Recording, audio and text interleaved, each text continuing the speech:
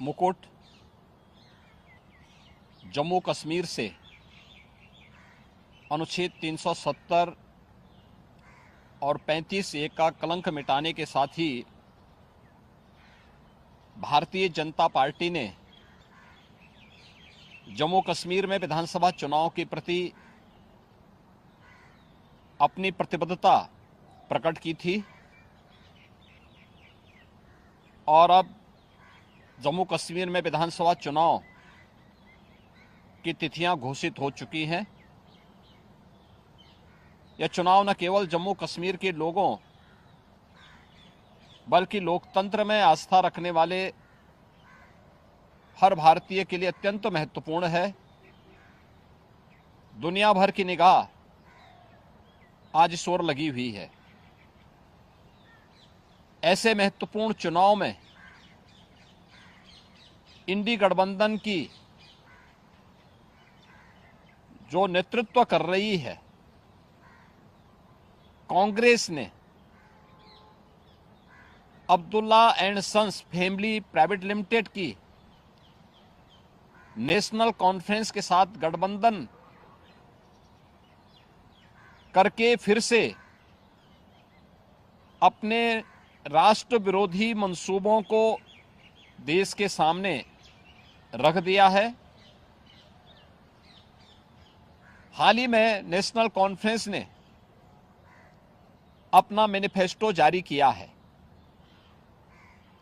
इसमें अनेक ऐसे बिंदु हैं जो भारत की एकता, भारत की अखंडता और राष्ट्रीय सुरक्षा के प्रति पूरे देश को आशंकित करती है।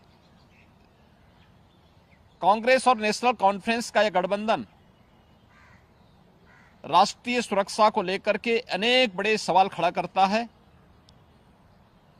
और भारतीय संविधान के प्रति सच्ची श्रद्धा और निष्ठा रखने वाले हर व्यक्ति को चिंतित भी करती है। मैं कांग्रेस के नेता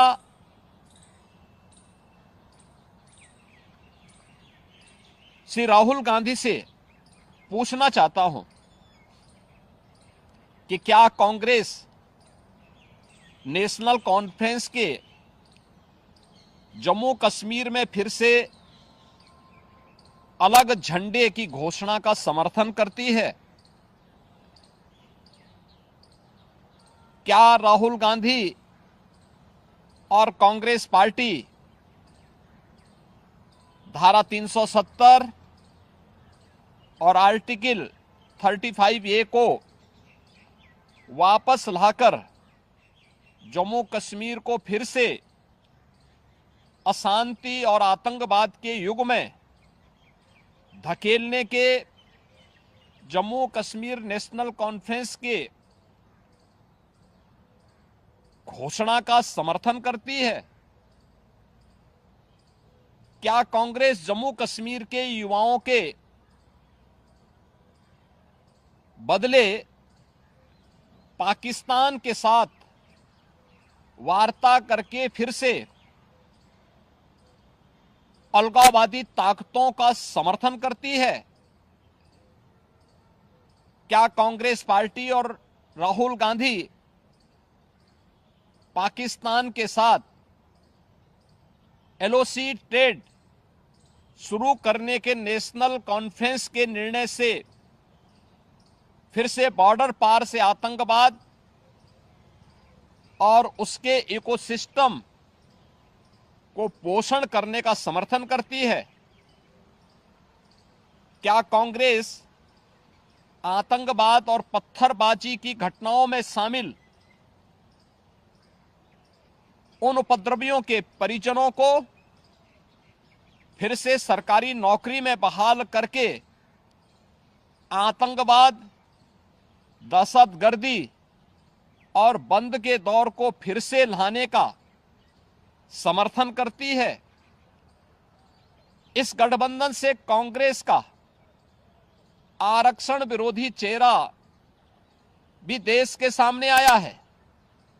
क्या कांग्रेस दलितों, गुर्जरों, बकरवाल और पहाड़ियों के आरक्षण को समाप्त कर फिर से उनके साथ अन्याय करने के लिए जम्मू कश्मीर नेशनल कॉन्फ्रेंस के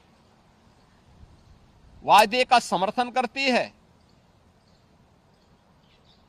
क्या कांग्रेस चाहती है कि शंकराचार्य पर्वत, तख्त सुलेमान और हरि पर्वत कोहे मारन के नाम से जाने जाएं?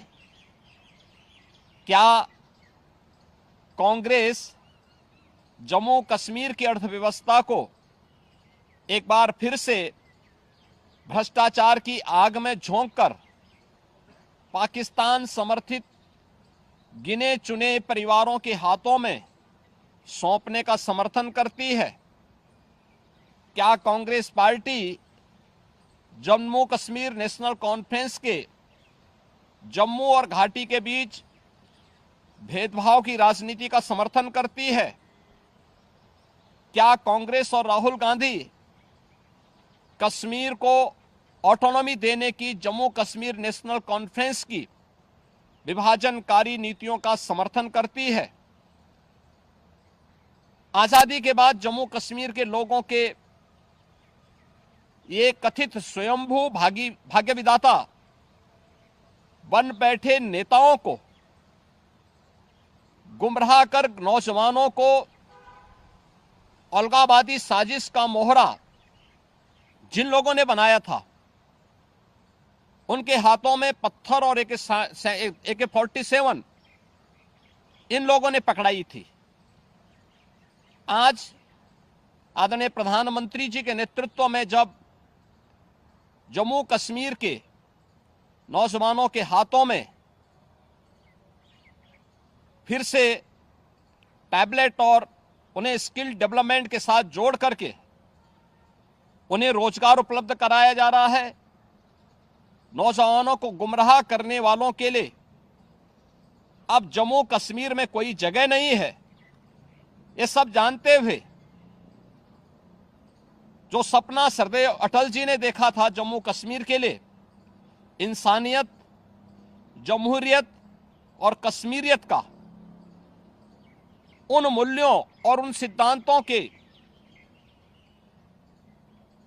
आज निकले प्रधानमंत्री मोदी जी ने उन सपनों को साकार करके दिखाया है।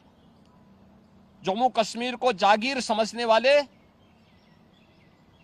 पाकिस्तान प्रस्त ठेकेदार और वहां की कथित लीडरशिप ने कभी सोचा नहीं कि नफरत की फसल काटने वाली उनकी सियासी जमीन सदा के लिए अब बंजर हो चुकी है।